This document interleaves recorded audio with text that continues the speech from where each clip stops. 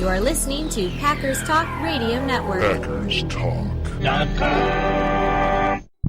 Eddie Lacy, Mike Daniels, Gilbert Brown, Don Barclay, Micah Hyde, your Green Bay Packers, yesterday's legends and today's superstars.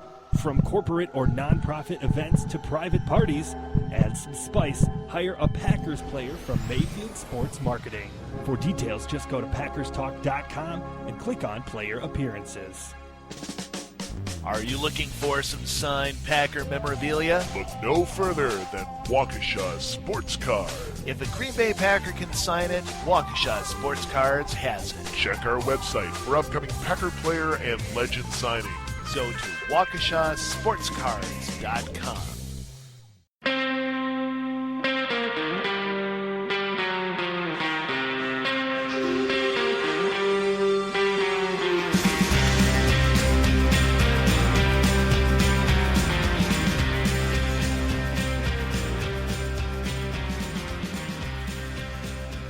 Hello and welcome to Back to the Future. Brian, our fearless leader, is out this week. From my understanding, he heard on the radio, he listened to the radio how the game was going. He pulled an Unfrozen Caveman lawyer. He got out his BMW. He ran off into the hills or whatever. I think he threw a party when he heard Kelly's firing, though. I could hear him pumping his fist and screaming when Kelly was fired. So we hear you, Brian. Anyway, I am Dusty Evely. I'm going to be your makeshift host this week. Here with Jordan Peck. What's going on, fella? I'm doing all right, man. How are you doing? I'm doing good, man. I'm recovering from this cold, and apparently I got a barking dog in the house. But other than that, I'm doing good. Also here this week with another Titletown Sound Off guy, James Korsmo. What's going on, man? Hey, how's it going? Glad to be here. Yeah, man. We are very excited to have you. Be more excited if we were talking about a win, but we got to work with what we have. So let's jump right into it, man. So we got beat pretty bad by the Cardinals last week. It was 38-18, and it doesn't particularly even feel that close. It's not pretty, but we gotta power through and talk about this, guys. So James, I'll let you go first, man. What positive and negative did you take away from this game? Well, my positive from the game is going to be the most obvious one, I think.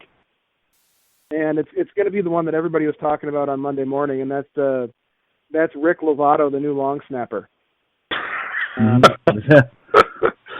I feel like he was the MVP of the game, mainly because about 4 days before that he was making pastrami hoagies in his family shop, and now he's on the field snapping the ball to Tim Masthay 127 times, I think, was the official count of punts. Yeah. But yeah, so everything was on point with him. He did well, no penalties, he stayed healthy, which is good. So that was my positive. My negative of the game was everybody on the offensive line. I feel like I saw in the paper the other day that Tyrod Taylor from Buffalo bought his offensive line like 65-inch high-def TVs from the future. And I feel like the offensive line should all buy Aaron Rodgers one this week. So just a Kevlar vest. Yes, with a Kevlar vest, and possibly a thicker helmet. Yeah. That was the most pitiful display from everybody. Every single lineman, our Pro Bowl lineman, Josh Sitton, everybody. It was just pathetic. So they got to get that ship righted pretty quick. Yeah. I'm going to start with my negative because I like to end on a high note, or a high-ish note, as high as we can get this week. My negative is Davante Adams. Second-year guy. I really liked him in college, loved him coming out of college. He did well last year, and this year, as we all know, it's not going well, and it's not been going well all season. It seems like he's been getting worse as the season's gone along. I don't know if it's a mindset thing or just the volume of passes he's just not used to, but he has not been good. I looked up some numbers for him this week. For balls balls charted as catchable, Adams ranks 80th out of 85 qualified receivers. I ran it as basically receivers who have been targeted more than 25% of their team's routes, I believe. 80th out of 85. He has 56 catchable balls his way and 10 drops on those catchable balls. He's dropping, it's 17.86% of catchable balls hit him in the hands and then just like fly off into the ether or hit the ground or whatever. The other guys up on that list, the only guys lower than him, two of them actually play in Carolina, which makes what Cam Newton is doing fairly Herculean this year. Devin Funchess and Ted Ginn. Funchess is dropping 25% of those balls. Ginn is 18%. Brandon LaFell, Ted Ginn, and Des Bryant are all up on the list. I guess it's Funchess and Ginn, my bad, not LaFell. LaFell was a former Newton guy. So he's not been good. He's not been good. When throwing at Davante Adams, Aaron Rodgers has a QB rating of 68.6. The other two qualifying receivers, Randall Cobb and James Jones, Aaron Rodgers has a QB rating of over 100 to both of those guys. So just stop throwing to Davante Adams, man. Just stop throwing there. He's getting a ton of snaps. I don't know why.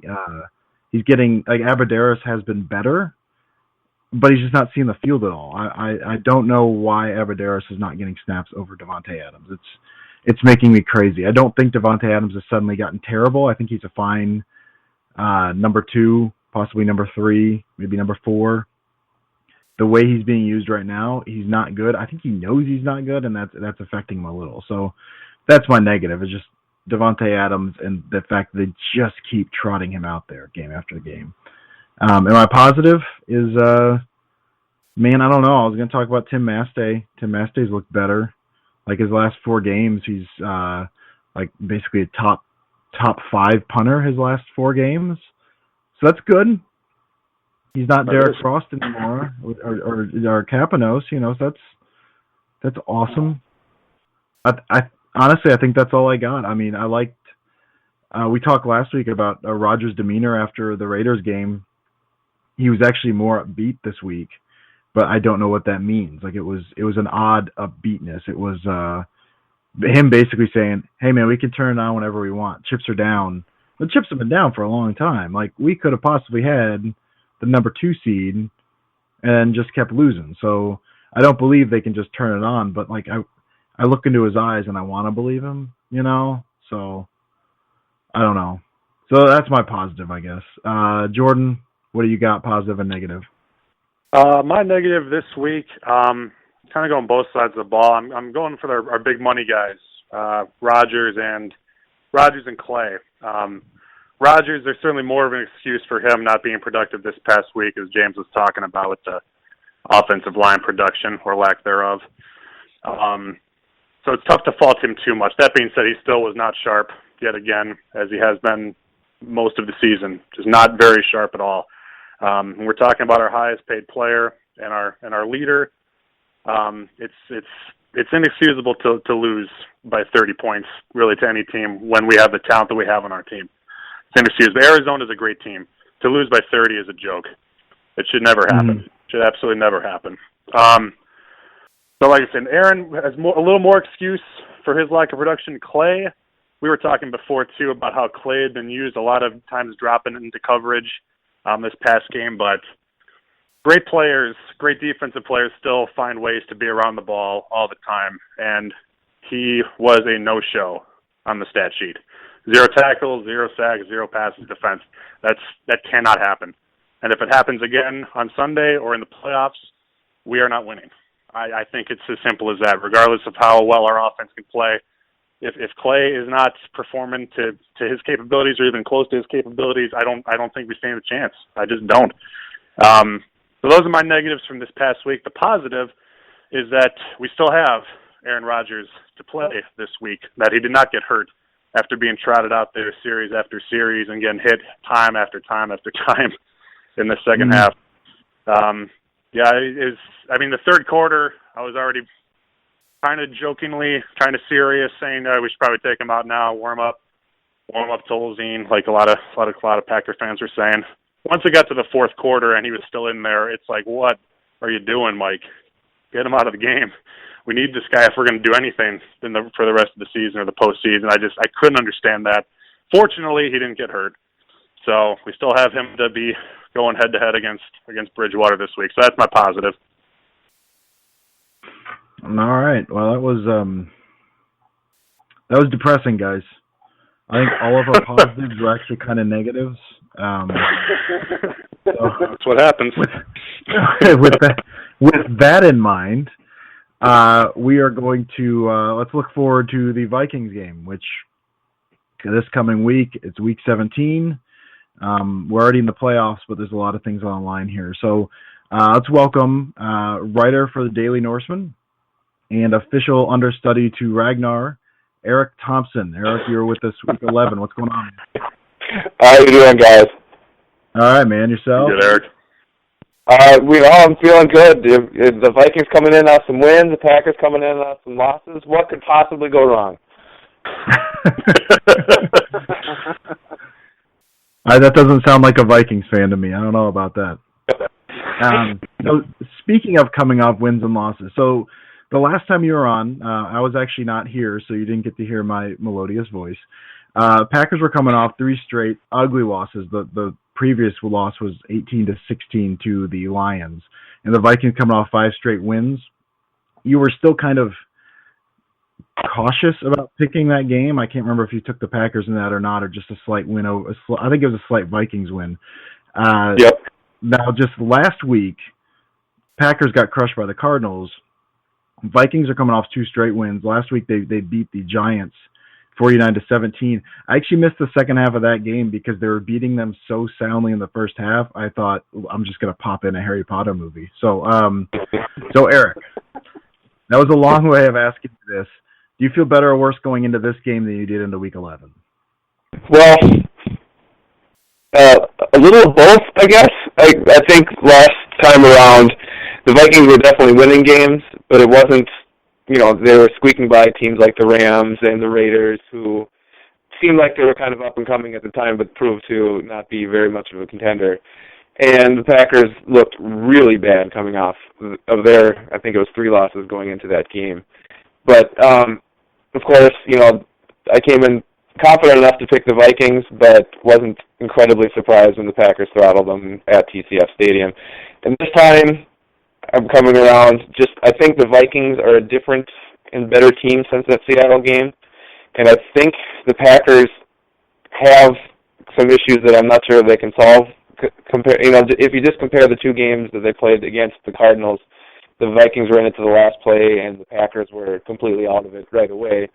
There's a lot of signs that make me optimistic, but then again, I am a Vikings fan. I do know recent history, especially with Aaron Rodgers against the Vikings. So I'm in that cautiously optimistic phase again. It just feels a different type of it this time around. So, you say they're a different team than they were earlier in the season. I'm with you. I know living in Kentucky, I saw a lot of Teddy Bridgewater, so I was very excited about him, and he seems like he hit the dregs a little in the middle of the season, but he seems like he's kind of figured it out a little more lately. So I know he's got to be one of your reasons. Like, what are some of your other some of the other stuff you say that makes you say they're a different team this time around? Well, I think they're finally kind of starting to get what mix of their offense works well with each other. Because at the beginning of the season, they were trying things out of the shotgun with Adrian Peterson, and AP, as good of a runner as he is, he's kind of a one-trick pony where he just needs it out of the backfield with that head of steam and makes a couple cuts and runs. And that Bridgewater he just didn't have much experience taking, most of his snaps under center. And I think Norv Turner kind of got in trouble a lot with the play calling. He had, I think at one time, not even a month ago, the Vikings had called the most 7-step drops in the league, which is absolutely crazy to think with the pass protection that Teddy's had in front of him, with all the injuries that the Vikings have had on the offensive line. So I think it's just a matter of, and I think it starts with Teddy. He's playing a lot better over the last few weeks. The Arizona game, he put up some career-high numbers, and the Chicago game, he had more touchdowns and incompletions, and he looked really good again. After kind of a slow start against the Giants, as soon as they got going, he had some really nice passes down the field. I think it's him getting used to it more. I think it's North Turner getting the ball out of his hands a lot quicker, so that he doesn't have to take the sacks and hold on to the ball and run around a lot more. And they're using a couple other players that they didn't really utilize, like Jerick McKinnon, who had a big game last week. He's making most of his touches. He isn't playing a ton of snaps, but when he gets the ball in his hands, he's making an impact. So I just think it's kind of the old cliche that it seems like they're hitting their stride at the right time, but I think we'll find out a lot more on Sunday night. Sure. So actually it kind of goes along with that a little bit. Vikings already clinched the playoff spot, which I'm sure is very, very exciting for you. It's great to have that clinched before the last game even. There was hype before the Vikings. I mean, that's part, we're in the NFC North with you all. We saw a lot of that with, between, Bridgewater's second year and Zimmer in there and all that stuff. They looked like they were a team on the rise. But I was scared of them, but I thought they were like 1 year away. Did you think they were going to make the playoffs this year, or do you feel like it was like maybe 1 year too early to start getting excited about that? Well, to be honest, before the season, I think I picked them for about a record of 9-7, which I thought would put them just outside of the playoffs. I thought it would be. I actually pointed to this game, when I was looking at the schedule, thinking, well, we never win at Lambeau, so, they'll probably go in around 9-6 and need to win to get to the playoffs, and they won't quite make it because they're not quite there yet. So it has been a pleasant surprise to have 10 wins already and have a playoff spot locked up. And, I guess, the opinion between most Vikings fans was kind of split. A lot of them, saw our schedule, especially with some of the teams we were playing, and thought they could make a good playoff push. Others were, thought they'd be around 500 again. So I was kind of in the middle on that. So I think the majority of Vikings fans going into the season thought that they were about a year away.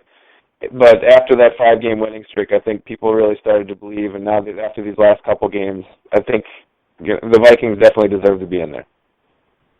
So, I mean, definitely even if you lose this week, I mean, you're still in the playoffs. It's still a very successful season, even just making the playoffs then, right? Yeah, I think so. I think it's one of those, we haven't beaten the Packers since 2012, and that was just to get into the playoffs, and that ended terribly the week later. So I think right now it's, in a way, we're just kind of greedy. Now we do want more, especially that NFC North title with it just 1 game away, if possible. But overall, if you take a step back and look at the Viking season, it has already been a big success, especially with some of the injuries that they had right away. Missing John Sullivan, who is a Pro Bowl, one of the Pro Football Focus's favorite centers of the last few years, and Lodeholt, who has been a really underrated right tackle, and throwing T.J. Clemmings, a rookie, in there, who's definitely had his struggles. So it's been a very pleasant surprise to see him excel like this. All right, and with that in mind, so looking forward to the game, this specific game this week, what keys do you have for the games for both, say, the Vikings to win? What do they have to do to win? And then on the flip side, what can the Packers do to exploit? What holes do the Vikings have? Well, I think actually for both teams, it's really going to come down to who protects the quarterback the best. I was actually doing some research for my preview article this morning, and I did the sacks allowed in the wins and the sacks allowed in the losses for each team, and it's pretty incredible because both teams have allowed the exact same amount of sacks, 42, and in the wins, the Vikings are allowing 1.7 sacks a game, and in the losses they're allowing 5. And in the wins, Green Bay is allowing 1.9 sacks a game, and in the losses, they're allowing 4.6 a game. So it's such a stark contrast, and you saw it last week in Arizona. If Rodgers doesn't have enough time to do anything, it's really hard for that team to move the ball, and it's the same thing with the Vikings. So I think the offensive line play is going to go a long ways to deciding the outcome. I think another key factor for what the Vikings need to do is just keep the Packers on their toes. I think the first game, the Green Bay's defense really just took it to the Vikings. They were the ones that kept the Vikings offense guessing. It looked like they had no idea where the pressure was coming from. And like I touched on earlier, the Vikings seem to be getting the ball out of Teddy's hands a little quicker, using a lot more misdirection and play action to more success. So I think that's another big factor for the Vikings, is to take the play to the Packers rather than the other way around. Sure, that makes sense. So, Jordan, you had a question about Vikings playoff scenarios. You wanna shoot that one at him? Yeah. I did. It's been a big talking point here amongst Packer fans on potential playoff matchups, and whether, in the Packers' case, if they lose this game, they go on the road to Washington as opposed to playing potentially you guys again at Lambeau, or I think a lot of Packers would say even worst case scenario, playing Seattle the way they've looked in our history against them, particularly in the playoffs. I just want to ask, is that the same kind of thought process going on up in Minnesota? What are fans thinking about that? What do you think about that? Yeah, it has definitely been a huge subject of conversation leading into this game. And there are quite a few vocal fans of Minnesota that think, if Seattle loses, especially to Arizona, and then the Vikings would lose in Lambeau, then the Vikings would head to Washington. And everyone just kind of seems to think Washington is a layup, and the way they've been playing, especially at home this season, I personally don't see it. Anything on the road in the playoffs is never a sure thing. That the Seahawks a few years ago can definitely attest to that. It definitely happens a lot. The home team in the playoffs just has a really good advantage. And another thing is that FedEx Field is an absolute house of horrors for injuries. That kind of ended RG3's career after back in 2012. And that's the exact field earlier that season that Adrian Peterson tore his ACL. So I want no part of that field. And I think the Vikings, no matter who the opponent is, even though Seattle less than a month ago came in and absolutely throttled the Vikings, I think the Vikings are a different team now. And if they do win on Sunday night, I think their best chance to advance in the next round is to have a home game. No, and to clarify, I couldn't agree with you more. Washington is anything but a layup. Kirk Cousins, very efficient quarterback. I agree. I think also, too, I'm not sure about this. I thought that's where Flacco got hurt this year, too. Maybe I'm wrong about that. I don't know if it was FedEx Field or not, where he tore his ACL or not. Not sure. But, no, you're absolutely right. We can just say it was. Yeah. It works better for the narrative, right? Mm-hmm. Yeah. Mm-hmm. All right. Well, Eric, let's get down to it, man. Let's predict the score. Who do you think is going to win? What do you think the score is going to be? Yeah, like I was already kind of touching on before, I'm confident. I think a lot of things are going the Vikings' way, and just from what I've seen the last few weeks from the Packers, I don't think a lot of things are really clicking for them, especially on the offensive side of the ball.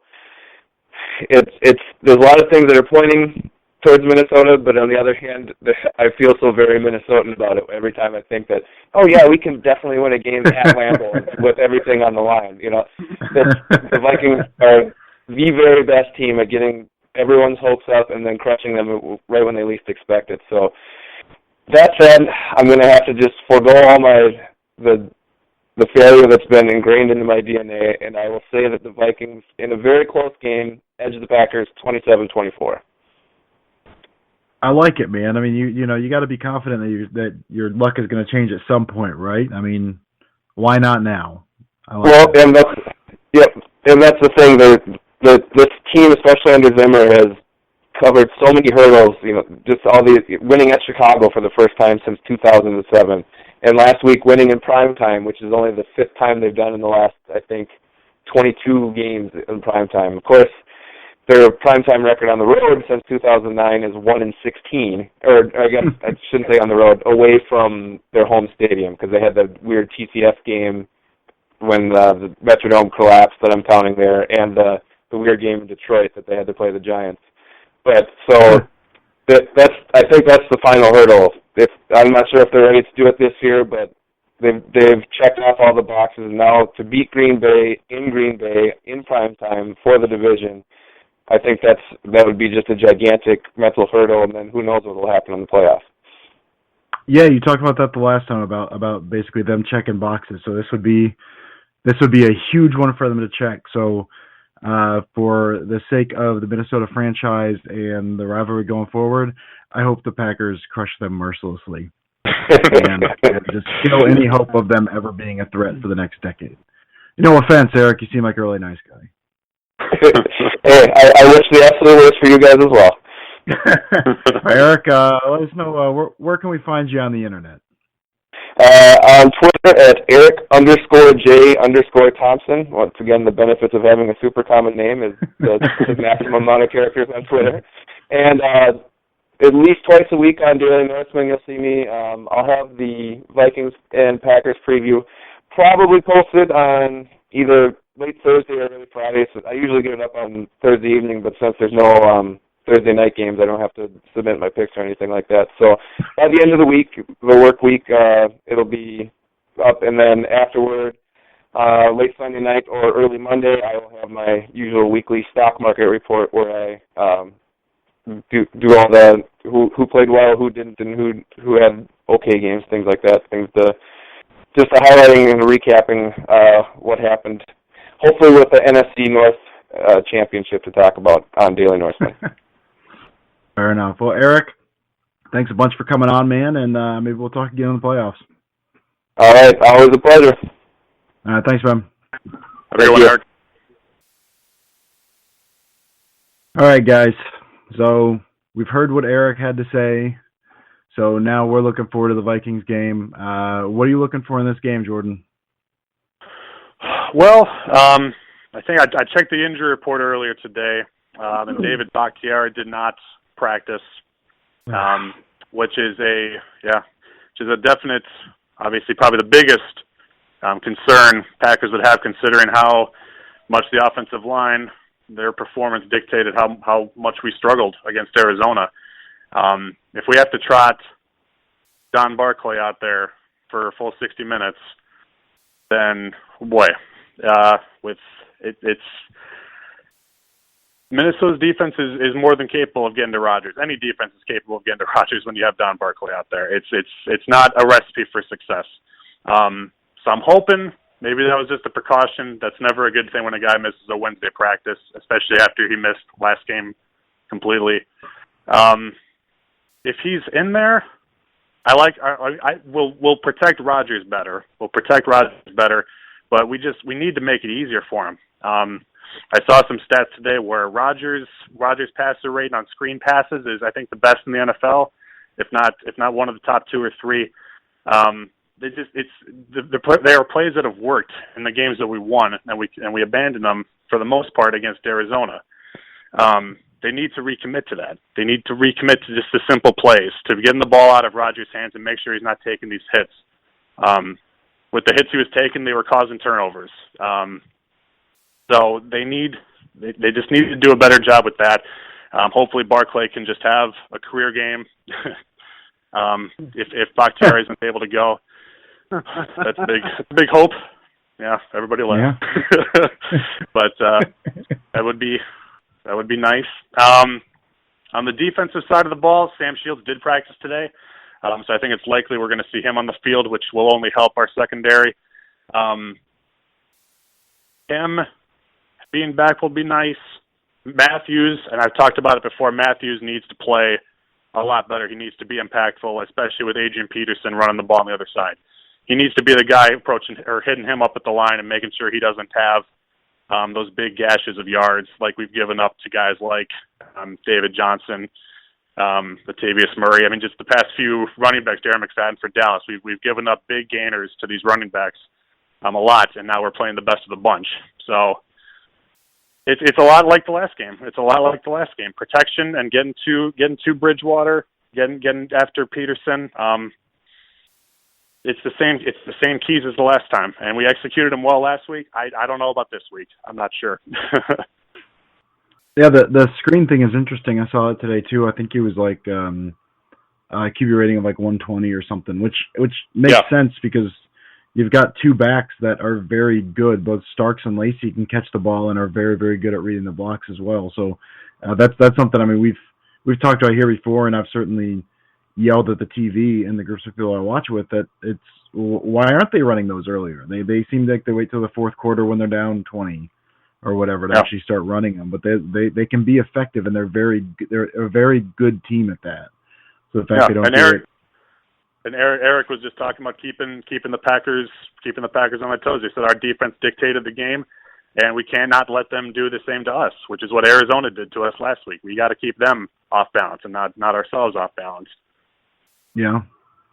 For my part, I kind of wanted to. I was looking this up before. I wanted to play off something Eric said. He was talking about the pressure in that Week 11 game.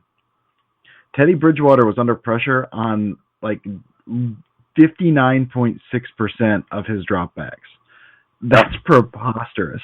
Like they were in his face all game, or they had a 15-yard sack on him. They thought he could get out, and he just could not. It was just a convergence of large bodies just overtaking him. And and Eric touched on it. His line is not great. I think for the season, he's one of the more pressured quarterbacks in the league, but not like this. Like 60% of your dropbacks is insane. In that same game, Rodgers was pressured on 32.4% of his dropbacks, and I think his season average is 33%, so slightly below his season average.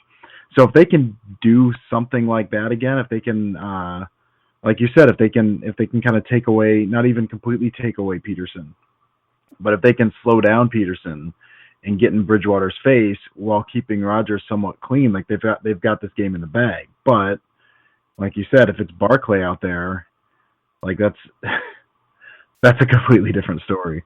Right. So yeah, I mean they had a good game plan, and that was we talked about this before the show. They put 30 points on the Vikings in Week 11, and Rodgers completed like 46% of his passes. They had the run game going, the defense was going, they had some short fields, they had a couple really big plays. James Jones had that ridiculous Rodgers rolling right, throwing the dart like 40 yards down the field in the corner of the end zone, and then another one that was just down the left sideline. So he didn't hit a bunch of passes, not high percentage anyway, but they hit some big ones, and the defense did its job, and they hung 30 on a team that I think the Seahawks, when the Seahawks beat them, they put 38. I think those are the only two teams to put 30 on the Vikings this year. So that was an ugly performance, but if they can do that again, they got a good shot to win. But like Eric said, it appears to be two teams heading in different directions. So it's who knows if we can do that again. James, what are you looking for? Well, the way I look at it, the Packers have to do three things well to have a shot. Number one, they have to get the running game going. They have to do it early, and they have to keep it going. And it's going to have to be with Eddie Lacy, because I don't trust James Starks as far as I could throw him at this point. He's, every time he gets the ball, he just seems he'll have one great play, and then 2 carries later, the ball's 30 yards down the field out of his arm. So, James, you've been working out a little, though, right? James, aren't you working out? A little. I'm working out. I'm working out a little bit. I could probably throw him a good 2 or 3 yards, maybe. Okay. I could do to him what Don Barclay did to anybody on the Arizona Cardinals defensive line. I feel fairly confident in that. Fair enough. So we got to run the ball well, keep it going. We have to keep 12 on his feet, and we got to keep him in the pocket or keep him. Aaron gets happy feet easily. I think that's pretty obvious. He doesn't like to sit back there, but our receivers need time to get space, and if they don't have that time, then Aaron's either got to throw something stupid, or he's got to run, or do something dangerous. So we need the offensive line. But if we get Bakhtiari back, I'd feel a lot better. But like as Jordan said earlier, it doesn't look too good right now. So we got to keep Aaron, and our defense has to be there. The first game was lights out. We held Adrian Peterson down. The cornerbacks were good. We need that again. Getting Shields back will be a big help. I like Demarius Randall a lot. I think he's got an incredible future ahead of him. But he's a rookie, and it's shown the last 2 games against Amari Cooper and John Brown. It was pretty ugly both weeks for him.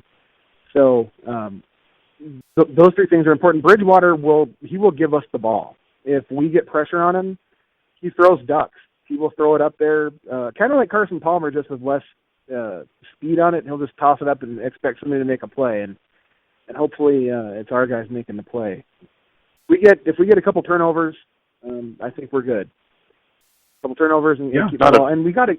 I mean those are the 3 keys to me. If we do those 3 things, I think we'd win fairly easily. Well, and even you talk about the turnovers. That's exactly what we did with Oakland. I mean, they were bad balls from Carr, and they weren't even really force turnovers, but we took advantage of them. And you're right, Bridgewater he's gonna throw a couple. Palmer threw a couple. I mean, that throw to Daniels was a horrible decision. I mean, Palmer's an MVP candidate, made that pass. Rodgers has made some horrible passes. Bridgewater's going to make a lot of, or not a lot, but he's going to make enough bad passes that we need to take advantage of. Well, and so Bridgewater's arm strength is not good. He doesn't when the ball comes out of his hand, it just kind of it gets to where it's going, but it takes about a half second longer than everybody else, it seems. So if we can get in position, I think we're okay. They have some fast receivers too, and they concern me a little bit. But for me, the Vikings offense begins, ends, and in the middle is Adrian Peterson. If we can get him under control, then we're looking good. You guys talked about turnovers and the power of what you can do off of turnovers. I was looking at this and was a little shocked by the numbers. So the Raiders and the Cardinals both had about the same offensive performance from a yardage standpoint against us. Arizona, 381 passing yards, or 260 passing yards, 121 rushing yards. Oakland, 252 passing yards, 120 rushing yards. Total yardage, Cardinals 381, Raiders 372. The difference was that they each had 2 turnovers. The difference what we did with the turnovers. Now it's a little misleading in that the game was over by the 4th and the Cardinals weren't trying to do too much, but the fact that the yardage was as close as it was kind of shocking to me. Well, I mean, they had two fumbles. The Cardinals had 2 fumbles returned for a touch. I mean, I don't think there's really any question they would have put up 550 yards if they had those 2 more possessions. In my mind, I think that's the case. Sure. Absolutely. Pointing out an oddity. All right, guys. Yeah. So let's see how comfortable we're feeling or how confident we're feeling given those keys. James, what's your score to this game? I think we rebound, and history has shown us. Again, I'm using this, and I hate it because I'm probably going to jinx it. And please tweet somebody else if this screws everything up. Don't tweet me. I'll be in hiding. But I think we're going to bounce back. I think this is a team that when it's at its most adverse, it shows up. And I think this is one of those weeks. It's going to be close. It's not going to be a blowout. But I got Packers 24-20. Jordan, what do you got? The thing that I'm nervous that could very well happen is it's going to be. I don't think it's going to be a very excited crowd. I think it's going to be a very anxious crowd. And it happened against the Lions, too, and we came out and played such a stale first half, and they booed us off the field.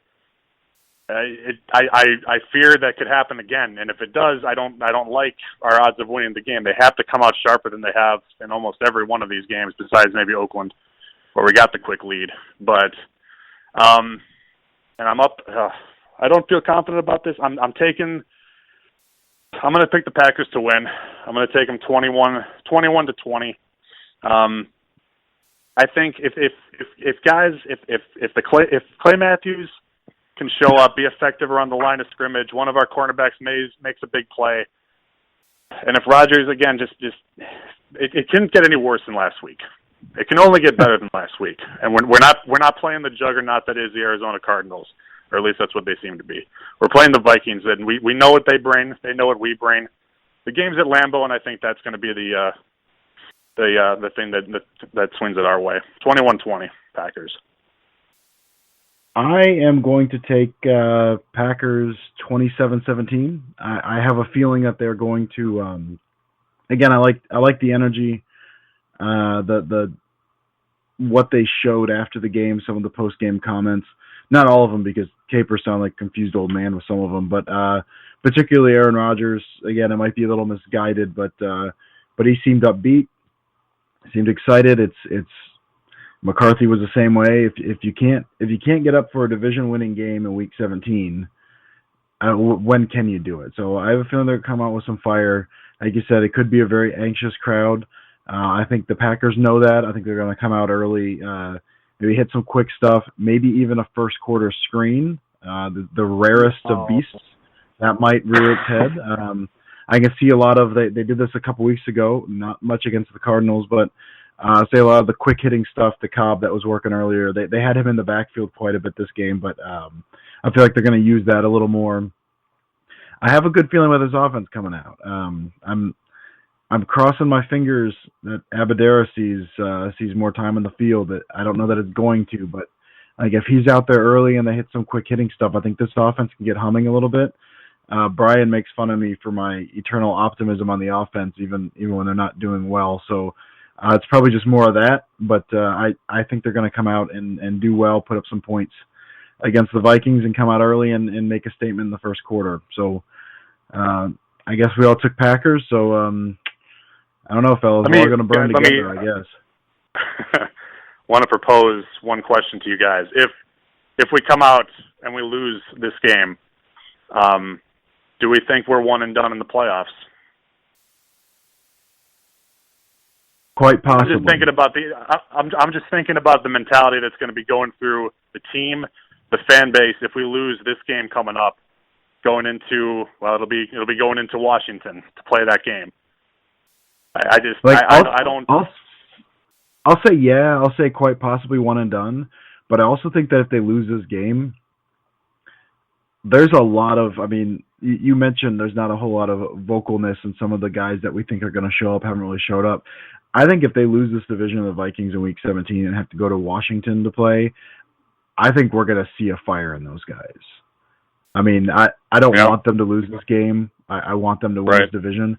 But I think if they lose this game, that could light a fire that could propel them a little bit. Or it could just show that they just were not a very good team down the stretch and don't really belong as a long run of the playoffs anyway. But I understand.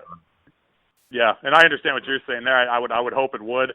I would also hope that a 30-point loss would light their fire too. And I'm not disagreeing with anything you're saying, but if they don't bring it for this game, then I question them even more so whether they could even if they did get up to play against Washington in Washington, like will they perform? And I think, and you just said it. Maybe this team just isn't good. Yeah, there's something too. I talked about fire a lot, but you can get fired up, and you can have a 4-12 team get fired up. In the end of the day, it's about execution, and they haven't been doing that. Now, whether that's because they've been a little downtrodden or what, I don't know, but they can get excited and still not be a very good team. So I don't know. James, sorry, what were you going to say? No, I have a bit of a stronger opinion on it. And it really touches on what Jordan just said. If what happened last Sunday isn't enough to inspire this team to come out and work extra hard and do the things they need to do and come out with that fire on Sunday, and we end up losing, and we looked as we did against Arizona and as we have against the other teams we've lost against this year, where we look just flat and unprepared and frankly, we don't care. To me, then it's not only is it one and done, it's Katie bar the door. It's gonna be an ugly one and done and this team isn't as good as everybody thinks they are or thought they were. I'm not as optimistic about our future, our short-term future, as a lot of people. I think we'll win this game, but if we don't, first of all, Packers social media is going to go insane, and you're not going to want to go anywhere near any of it. It's going to be people with tinfoil hats on, and just a whole sea of Gary Busey's out there just screaming obscenities. But so I'm praying to everything that's that I can that doesn't happen, because I enjoy social media and I'd like to do it, and I don't want to feel like I'm trapped inside a hate box. That's what it can be. Yeah. All right, guys. Let's move on to some other stuff. Talking about hate boxes and tinfoil hats. I actually had a conspiracy theory about last week's game, but it's not plausible, so it doesn't matter. Let's move around the league stuff. James, what do you got for your upset this week? My upset, I have Oakland beating Kansas City this week. I don't know. I know Kansas City's wrapped up a playoff spot. They're playing for a division, so that they might have that extra fire. But Oakland might have some extra fire too. It's Charles Woodson's last game in the NFL. That's his team. He leads them. I feel like they're going to come out and Derek Carr is going to lose his mind against that defense, which is good, but I think the Packers proved even they're not that good. So that's my upset special, the Oakland Raiders. Oh, also, James, I want to remind you that your picks are actually going for Brian's picks, and he's currently in the lead. He's 10-5 on the year, while me and Jordan are 7-8. So if you want to pick bad ones on purpose, like that's fine. That's fine. Brian, me and Jordan got a little catching up to do. Brian, if you're listening to this, and I know you are, you, sir, are welcome. All right, Jordan, what do you got for your upset? He's just trying to get the favor of the host. He's a smart man, James is. My upset, I'm actually going Bills over the Jets. Rex Ryan going up against his old team with a chance to keep him out of the playoffs. I don't know. I think Rex Ryan is an overrated coach, but he's fun to watch in these particular games where he gets all emotional. I think it could be a real fun one to watch. I think Buffalo takes it. It's in Buffalo. The Jets, I love me some Ryan Fitzpatrick. I like watching him play quarterback. But I think the Bills get up for this game. I think they take it to them. I'm taking the Bills. You say they're taking it to them. Do you think that's going to be a blowout? Or do you think that'll squeak by maybe? Two score win. 2-score win. All right. All right. I like it. I like there's a lot of pressure on the Jets this game. I mean, the playoffs are on the line for them, and I could see them folding. Yeah, I can see that. Mine, I hate it even before I say it. I'm going to take Baltimore over Cincinnati, and that really has more to do. You know what? 2 weeks ago, I picked against A.J. McCarron, and it came back to burn me. But I don't learn my lesson, so I'm doing it again. This is going to be – Baltimore looked pretty good last week. Defense looked good. Offense looked good, but it was Ryan Mallett going against the Steelers. They had a really good game plan. Cincinnati's defense is better than Pittsburgh's defense, but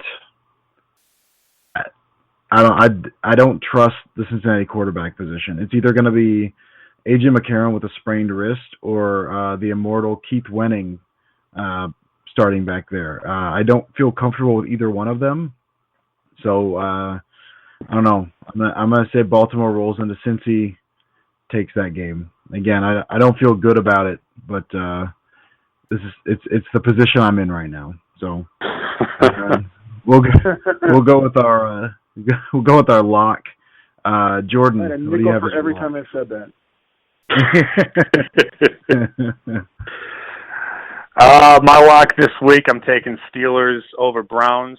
For the sake of a football fan wanting to watch the AFC playoffs, I really do want to see Roethlisberger in the playoffs, just to make it a competitive or more competitive set of teams. Right now, if the Steelers were to remain out, this is your quarterback list for the AFC playoffs. You got Brady, you got Brock Osweiler for the Broncos, you have A.J. McCarron, Brandon Whedon, Alex Smith, and as of right now, Ryan Fitzpatrick. I mean, you can't make it that much. You can't make it that much easier for Brady to just go to Super Bowl 50 and Belichick. With Roethlisberger and the Steelers in there, they pose the greatest threat in the AFC, and I want to see them in. I want to watch a game with the Steelers in it more so than I want to watch the Jets play. So. I think the Steelers handle the Browns easily because it's Cleveland, and just for me being a football fan wanting to watch those AFC playoff games, I really hope the Steelers get in. Yeah, I don't know how many, Jordan. I know in Kentucky, I know a lot of people around here that are diehard Steelers fans, and I've been up to that stadium. I actually saw Packers Steelers up there. That was the Mike Wallace game-winning touchdown corner of the end zone as time expired game. Great stadium, what a game. Great fans. Loved. I walked out of there very, very sad, but the upper deck was rocking. Nothing but a good experience there. but I don't like the Steelers just because there's so many people around here that do. It's kind of a, please stop talking about them. No, I hate them. But that offense is so much fun to watch. I really do want to see them make the playoffs just to watch even just one more game of that offense with the receivers healthy. Like, they really, it's when they're on. So I'm for maybe one of the first times I'm actually cheering for the Steelers to do something good. So, James, what do you got for your lock? My lock is the lockiest of all locks that has ever locked, I think. And my lock is the Carolina Panthers beating Jameis Winston and the Tampa Bay Buccaneers. I think if Carolina loses and Arizona wins, then Carolina no longer is the best in the conference. And I think that they have a lot to play for. And they're going to come out and just destroy Tampa Bay. I think that's true. That seems pretty locky.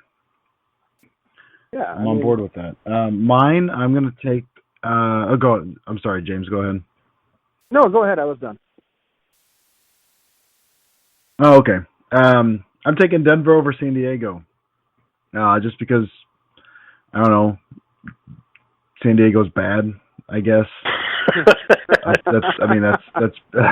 That's pretty much what it comes down to. Denver clinches a first round bye with a win this week, so they've got something to play for. That defense, they've lost defense is still good. Maybe a few more cracks in it than when we saw them earlier in the season. And Osweiler Brian's not here, so I can say it. Osweiler has not been very good lately. He's had some moments. Really, it's a combination of Osweiler and some huge drop passes, and that offense not really performing overly well. So I think they've got something big to play for here, and the Chargers do not, and the Chargers aren't very good and relatively dysfunctional. I don't know if you saw the stuff about Eric Weddle being fined $10,000 for watching his daughter perform at halftime. Ridiculous fine. That killed me. That killed me. It made me so sad. I never really cared much about Eric Weddle, but now I'm Team Weddle. Got a t-shirt to. So. Yeah. Well, that's our picks. I mentioned that Brian's in the lead, 10-5. We're both 7-8, and once again, Brian picked Washington over Philly last week, and like I said at the top of the show, like, I know he's so happy that Chip Kelly's gone. I mean, he's going to resurface very, very, very, very soon. But he hates Chip Kelly so much. Like, that's the maddest I hear him. And so, Brian, I wanted to acknowledge, we're not going to bring the rage that you do, but I'd like to acknowledge that, yes, Chip Kelly got fired. So, have a little party for yourself or whatever it is you're going to do while you're out and about in the mountains or wherever you are. Here's one to you, Brian. We're close up the show. Just any final thoughts, James? You want to lead that off? Sure. My final thought is a very emotional plea. I touched on it a little bit earlier with Packers social media constituents, but today and yesterday I've seen a lot of fire McCarthy, trade Rodgers. The most ridiculous one that I saw a couple times was fire McCarthy, bring in Chip Kelly. I saw that in a couple different tweets, and they were serious, I believe, due to it's just ridiculous. My plea to people is to stop it. Just stop. Did you hear how happy Eric was? Did you hear that? He was ecstatic. He was. He really was. The guy was jumping over the moon at the fact that they're just going to be in the playoffs. And here we are. Yeah, and here we are in the same boat they are. Actually, we're ahead of them, and we're trying to fire our head coach and ship our All-Pro Hall of Fame quarterback off to Siberia. Stop. I understand it's frustrating. I've been frustrated. I'm at the point now where I'm just posting, animal pictures and GIFs on my blog. But it's not it's not to the point where we need to start shipping our team away. So take a minute, breathe, have something to drink.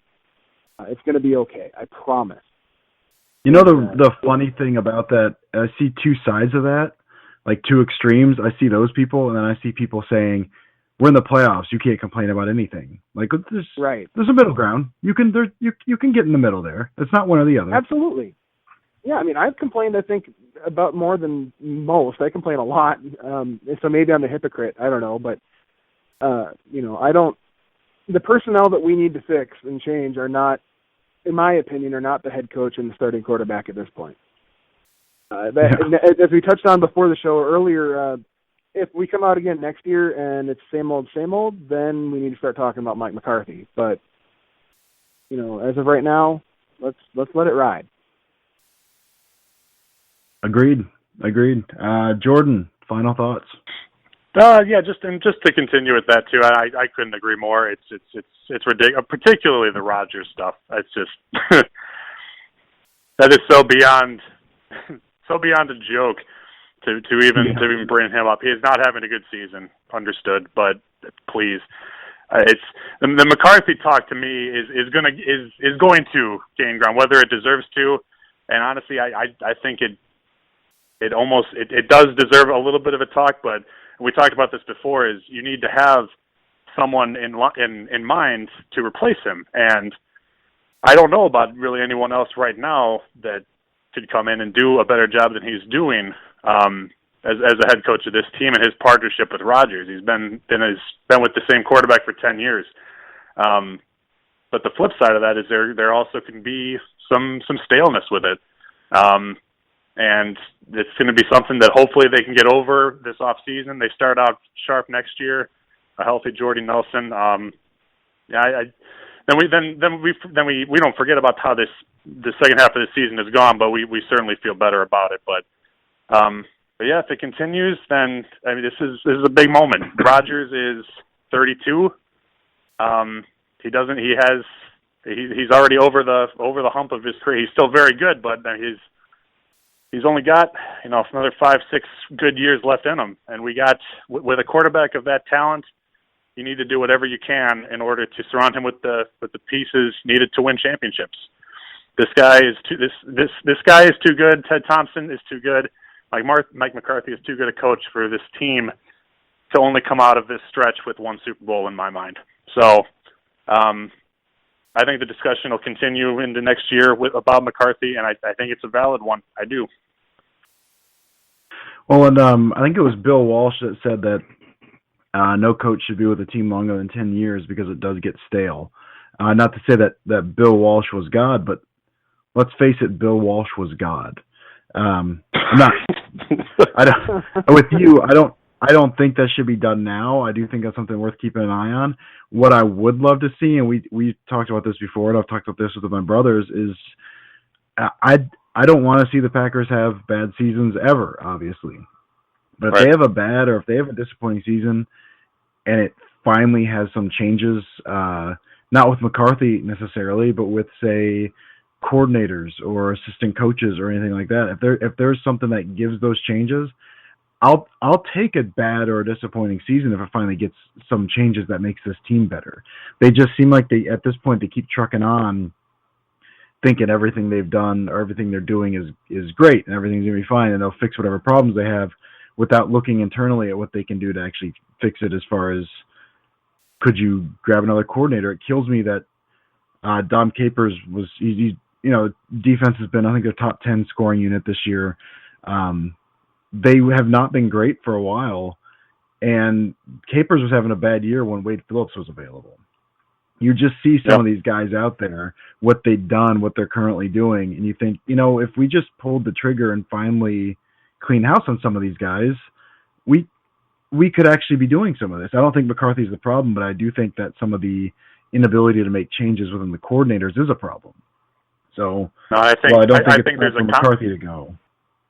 Go ahead. I would agree, but there's a common saying. I mean, there's definitely a pride and a stubbornness and an unhealthy one to Thompson and to McCarthy in terms of sticking with their guys. and it's not a good thing. It's good to be loyal, but you gotta. The way Thompson has built this team through the draft, I mean, that you don't want to change that. Obviously, that's been wonderful. That's what's kept us a playoff team for so long. And you can't change that aspect of it. But there's just little things that need to be done in order to make this team a true championship contender, which this season we are not. So yeah, but these are points that, I mean, we're talking about these at the wrong time. These are off-season topics, but going forward, they're definite concerns. Yeah. All right, so before I get to my final thought, we have one question from Twitter from one Mr. Jeff Peck. I've heard that last name of Peck before, and it sounds like a jerk's last name. So I don't know about Jordan. Can you confirm or deny the last name? Well, I mean, I think in our Twitter question, I think in his case it's not true. In my case, yeah, you make your own call. All right, this is Jeff Peck, brother of our own Jordan. He asked, have the Cardinals stopped scoring yet? And the answer to that question, Jeff, as we all know, is I haven't stopped crying, so no, they've not stopped crying. As long as there are tears in my eyes, there are points on the board. So thanks, Jeff. My final thought is somewhat package related. So there's the report, I guess a documentary that came out on Al Jazeera television earlier this week about the headline I initially saw was Peyton Manning linked to HGH shipment, which if you know me and if you've listened to the show, you know that I loathe Peyton Manning just with every fiber of my being for many reasons that I will not go into right now. So you would think that I would love that. It didn't register anything with me. I don't care. He's 39 or 40. He's he had 4 neck surgeries. He's been banged around, at least for the last half of his career quite a bit. I assumed he was doing that. I assume half the guys in the league are doing that. When I read the report and saw that Mike Neal and Julius Peppers and Clay Matthews was as well. His was for painkillers, I believe. It also didn't really affect me. I mean, that's obviously not good, but I think I'm kind of over it. James, you brought up a good point about this. Why don't you talk about what your thought was on this for a second? My main point is I don't care. We expect these guys to go out every 7 days and just beat the living daylights out of each other, and then put on their Superman capes and come home and say, "I'm fine. Let's go. Let's have a frozen yogurt. Everything's great." Well, these guys are out there. They're hurt. They're 320-pound men falling on top of them, and they take these things which are banned by the CBA, but they take them in order to keep coming out on the field every week. And I honestly think it's a double standard for people to expect their favorite players to come out every single week despite their injuries, but then turn around and say, well, all they can take is Advil. It's silly. And like you said, I guarantee you half the league is doing it, and I know the argument to that is, well, just because everybody's doing it doesn't make it right. But honestly, if it's not hurting anybody or affecting the game in any way, then why care? Yeah, it is what it is. Yeah, that's about where I am. I was shocked at the lack of shock that I felt. It just maybe it's the baseball fan in me and through the steroids era and all that going on, but I have a hard time registering any outrage over this anymore. There are other things to be outraged about. To me, this is not really one of them. So I guess my position kind of sounds like pro HGH, but it's not. I'm just kind of meh. It's it's not cool, but I'm not really gonna hate it if you do it. So sure. Anyway, it's ambivalence. Yeah, that's basically it. So anyway, that's final thoughts. You guys, good talking to you, James. Thanks a bunch. Tell us where we can find you guys on the internet. Well, thanks for having me. I really appreciate it. It's been fun. If you feel like tweeting kind things to me, I'm at JK sub20 on Twitter. If you don't, then I'm not that. I'm at. We'll go with that Gary Busey. Tweet him, not me. And my articles are up on Titletown Sound Off. I do a couple every week, the Quick Slants and the Recap, which I promise from now on will be more intelligent and wordy and less cute pictures of fuzzy animals doing fun things. Always a great read. I always chuckle a few times when reading your stuff, so always fun. Whether it's really deep, good football stuff or pictures of cute animals, man. I always enjoy reading your stuff. Well, thanks. I appreciate that.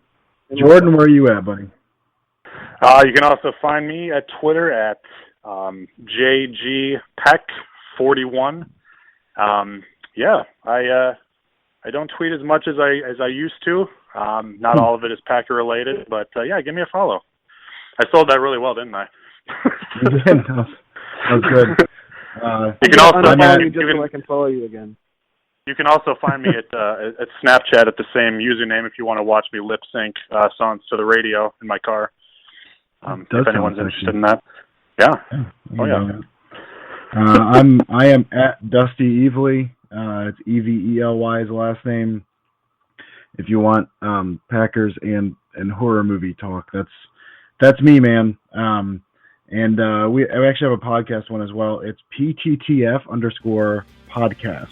So if you want to send in questions or whatever, that's where we are. So, guys, great talking to you this week. We all picked the Packers. So let's hope next week we are recounting a Week 17 division clinching win. Go Pack, go!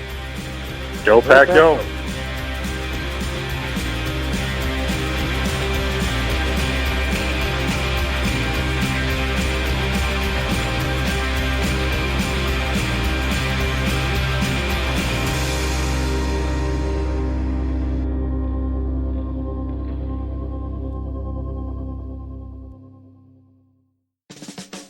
Are you looking for some signed Packer memorabilia? Look no further than Waukesha Sports Card.